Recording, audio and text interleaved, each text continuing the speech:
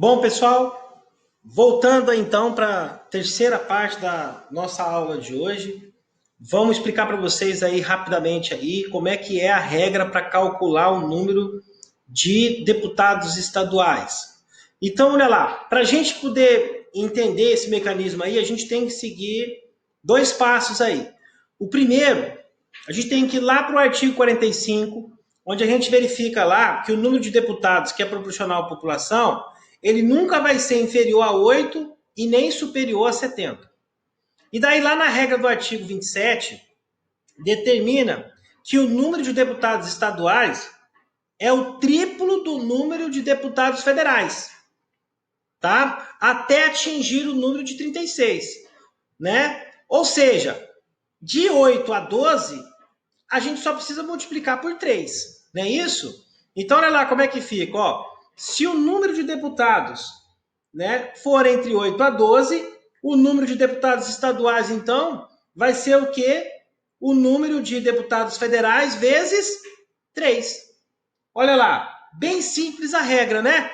Por exemplo, Rondônia, nós temos 8 deputados federais. Logo, está entre 8 e 12, não é isso? A gente só precisa, então, pegar a quantidade de deputado federal, multiplicar por 3. Quantos deputados estaduais temos na Assembleia Legislativa aqui? 24. A coisa começa a ficar um pouquinho mais complicada quando a gente vai analisar a segunda parte do artigo 27. Porque lá ele diz o seguinte, ó, a partir do momento que o número de deputados for maior do que 12, ou seja, levando em consideração que ele pode chegar só até 70, então é quando ele vai variar de 13 até 70. A gente acrescenta tantos quanto forem o número de deputados federais acima de 12. Vamos calcular isso daqui com calma para vocês verem como é que fica. Não entrem em desespero, por favor. Vamos analisar, olha lá. Se o número de deputados federais, então, varia de 13 a 70, né? Ou seja, se for maior do que 12, né? Se for maior do que 12, ou seja, logo eu tenho o quê? 36, né? Isso, olha só, 36. Daí eu vou pegar o quê? Mais o número de deputados federais menos 12, que é a primeira parte lá da regra do artigo 45.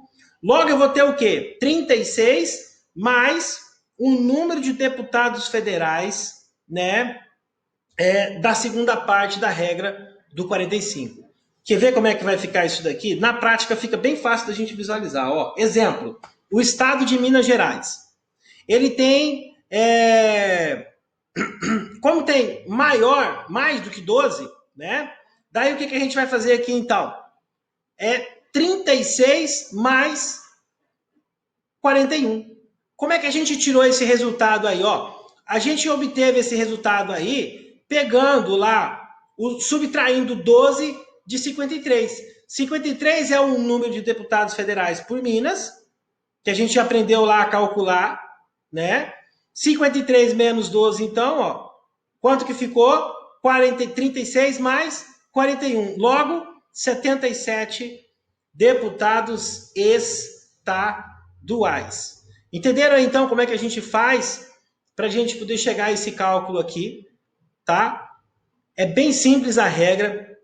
Depois vocês tentem fazer lá em casa, tá? É só seguir o exemplo que eu coloquei aqui para vocês, que vocês vão conseguir fazer isso daí sem problema nenhum. Vamos falar agora então das câmaras municipais. As câmaras municipais, os vereadores têm mandatos de 4 anos, eleitos pelo sistema proporcional, e o número de vagas daí é proporcional à população do município. Onde é que estão esses limites aí?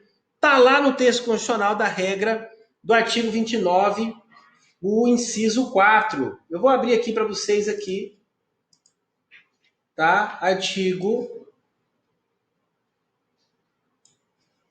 29.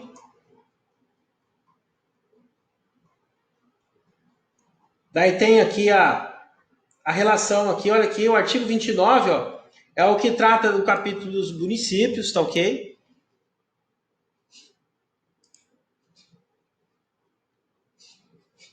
E aqui no inciso 4, aqui, ele tem aqui a regra da composição, ó. Até 15 mil habitantes, 9 vereadores. De 15 mil até 30 mil habitantes, 11 vereadores. E assim por diante, tá? Até aqui no inciso 10, ó, que vai tratar aqui de 55 vereadores nos municípios de mais de 8 milhões de habitantes, tá ok? Lembrando que a regra aqui, gente, ó, é para atendido os princípios estabelecidos os seguintes preceitos, ó. Tá aqui no inciso 4 aqui, ó, é o limite máximo, tá? É o limite máximo, ok? Ou seja, se o município quiser ter menos, até pode, tá? Mas é o limite máximo, tá? O limite máximo é esse daqui. Então, é só a título aí de curiosidade, né? Porque muitas pessoas me perguntam aí se pode ter menos vereadores. Pode. Você tem que observar aqui o texto da Constituição aqui que fala que, pela regra do inciso 4 aqui, tem que ser observado que o limite máximo, o máximo do número de vereadores é esse daqui. Ou seja, menos do que isso daqui é possível, a Constituição autoriza. Tá ok? Vamos continuando aqui então, vamos falar então agora do Senado Federal, rapidamente aqui, composto por 81 membros, tá? As cadeiras são preenchidas pelo sistema majoritário, ou seja, a eleição aqui ocorre no mesmo molde da eleição para os chefes do executivo, tá? Pela regra lá do artigo 46 da Constituição. E a representação aqui é de modo paritário, contrário, né, do sistema proporcional que a gente encontra lá na eleição da Câmara dos Deputados. Aqui cada estado tem o quê? 3 senadores com mandato de 8 anos. Está lá na regra do parágrafo 1º do 46. E a renovação, ela se dá de 4 em 4 anos de forma parcial ou alternada. Então, é ou 1 ou 2 vagas, né? Conforme lá a regra do parágrafo 2º, tá? E são 2 suplentes para cada senador eleito, tá? Ou seja, na eleição de agora, né, nós elegemos 2 vagas para o cargo de senador. Na eleição de 2022, vai ser 1 vaga. E na próxima, de 2 vagas. E assim por diante. Por isso se diz que a renovação ela é parcial e alternada, ora 1, ora 2/3 das vagas, ok? Então, trocando aí em miúdos aí, resumindo aí, a gente elege num ano, numa eleição 2, no próximo 1 e no outro 2 e assim por diante. Lembrando que o mandato dos senadores são de 8 anos, tá? Que mais aí eu quero pontuar para vocês aqui? Os requisitos de elegibilidade são muito próximos dos requisitos dos deputados, mas vai se diferenciar aí aonde? Né? O critério de idade, principalmente, né? O critério de idade aqui, a idade mínima aqui de 35 anos, conforme previsto lá no artigo 14, parágrafo 3º, o inciso 6º, tá? Os demais requisitos aqui são os mesmos para a eleição, né, do deputado federal, nacionalidade brasileira, independente se originária ou secundária, né, exceto aí para o cargo do presidente do Senado, que pela regra do artigo 12, o parágrafo 3º, o inciso 3, também exige a obrigatoriedade de ser brasileiro nato, né? E daí a justificativa aí também é a regra lá do artigo 80 que trata, né, do impedimento simultâneo, aqui no caso do presidente do Senado, é do presidente da República, o vice mais o presidente da Câmara, ou seja, ele então é o quarto na linha sucessória, tá? Tem que ostentar a qualidade de eleitor, ou seja, é obrigatório o alistamento eleitoral e também não pode sofrer a incidência de nenhuma causa de inelegibilidade, tá certo? O que mais é que a gente vai tratar? Para a gente resumir essa primeira parte aqui da aula, aqui a gente tem aqui um quadro comparativo, tá? Quais principais diferenças aí entre a Câmara dos Deputados e o Senado Federal, ó, com relação ao número de participantes, né? A Câmara com 513, mínimo de 8 e máximo de 80, e o Senado Federal com 81, sendo 3 para cada estado e o Distrito Federal. A composição, né? Porque daí, pelo nosso sistema na Constituição, pela forma federativa, né? A Câmara são os representantes do povo e o Senado são os representantes dos estados, né? A representação na Câmara é proporcional e no Senado é paritária, ou seja, não altera de acordo com o estado. Já aqui na Câmara dos Deputados vai variar de acordo com a população, né? Pela regra lá do artigo 45, tá? A duração do mandato aqui é de uma legislatura, de 4 anos para os deputados e de 2 legislaturas, ou seja, 8 anos para os senadores. A renovação na Câmara dos Deputados é total, enquanto que lá no Senado Federal é parcial ou alternado, ora 1/3, ora 2/3. A idade mínima de 21 anos para os deputados federais e a idade mínima de 35 para os senadores, tá? Ambos exigem o cargo de brasileiro nato para o cargo de presidente da Câmara, né, e presidente do Senado. No entanto, para o cargo de senador e de deputado, não se exige, né, a nacionalidade originária, tá? Pode ser tanto brasileiro nato quanto brasileiro naturalizado. O sistema eleitoral proporcional para os deputados federais e o majoritário para os senadores. E o suplente, a gente viu lá, né, que tem agora uma modificação na regrinha, tem um componente a mais aí por conta da emenda constitucional 97.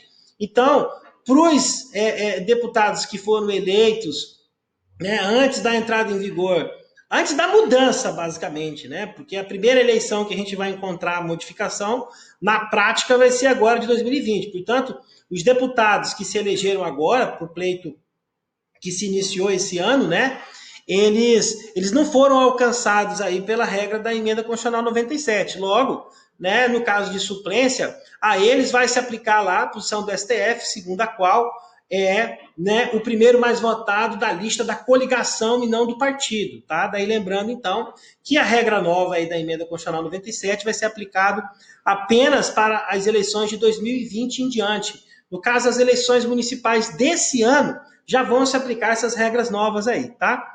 E no caso do Senado Federal, né, daí não tem o efeito do fim da coligação, porque aqui o sistema é majoritário, tá?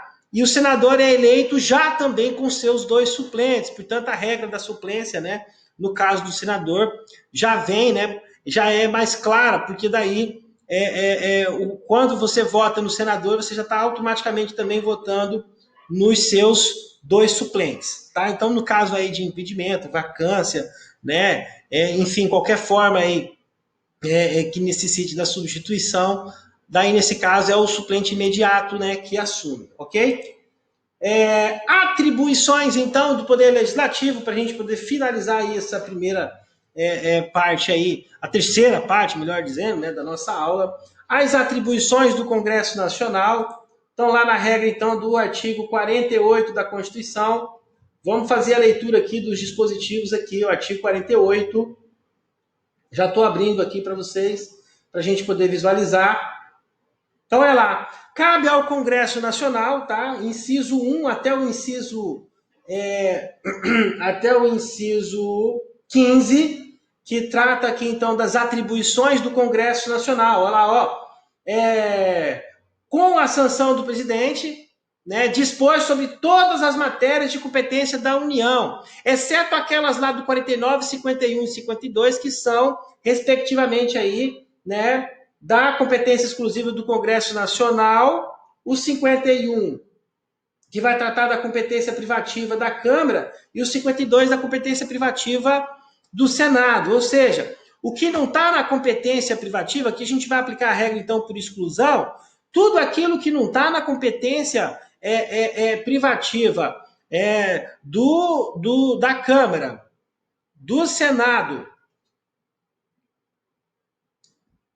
e do Congresso Nacional, daí então a gente aplica, então, né, todas as matérias aqui, então, do artigo 48, ó, sistema tributário, arrecadação, distribuição de rendas, plano plurianual, fixação e modificação do efetivo das Forças Armadas, planos e programas nacionais, limites do território nacional, incorporação, subdivisão, desmembramento de áreas, transferência temporária da sede do governo, concessão de anistia, Organização administrativa e judiciária do MP e da Defensoria Pública dos Territórios e a organização judiciária do Ministério Público e do Distrito Federal.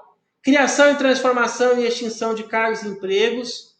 Tá observado lá também aqui, ó, criação e extinção de ministérios e organização da administração pública. Que mais? Telecomunicações e radiodifusão, matéria financeira, cambial e monetária, instituições financeiras, moeda e a fixação dos subsídios dos ministros do Supremo Tribunal Federal. Tudo isso daqui, então, gente, ó, tá na competência aqui, ó, tá nas atribuições aqui do Congresso Nacional, com a sanção do presidente da República, né? Com exceção aí, então, ó, dos artigos 49, 51 e 52, tá? Vamos dar uma olhadinha aqui, descendo aqui, então. Daí a gente chega aqui na competência exclusiva do Congresso Nacional. O que a gente tem lá na competência exclusiva do Congresso Nacional? Artigo 49. Vamos dar uma olhadinha aqui, então, artigo 49.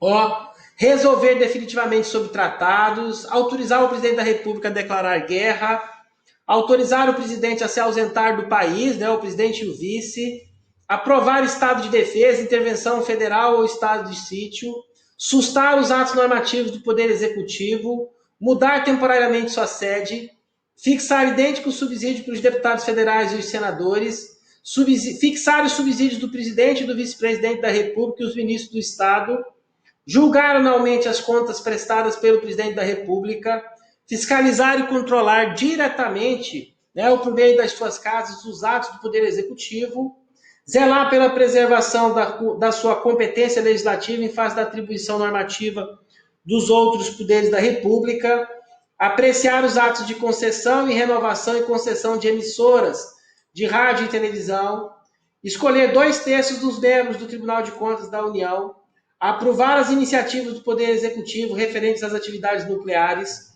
autorizar o referendo e convocar plebiscito, autorizar em terras indígenas a exploração e o aproveitamento de recursos hídricos e a lavra de riquezas minerais e aprovar previamente a alienação ou a concessão de terras públicas com área superior a 2.500 hectares, tá? Seguindo aqui, né, que mais que a gente vai encontrar aqui?